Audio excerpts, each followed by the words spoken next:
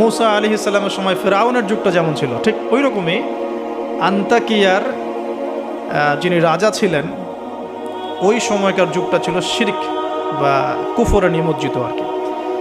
তো এই ছোট্ট রাজ্যটাতে নবী ঈসা আলাইহিস সালাম তাওহীদের দাওয়াত দেওয়ার জন্যে তার দুজন অনুসারীকে পাঠিয়েছিলেন।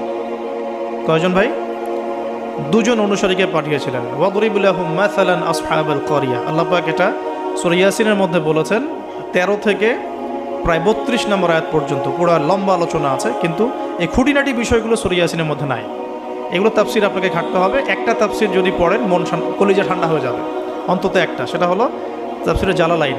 তাফসিরে জালালাইন এটা পড়লে কলিজা ঠান্ডা হয়ে যায়, অন্যগুলো পড়লে কলিজা একটু মনে হয় ক্ষুধা এখনও বাকি আছে আর কি।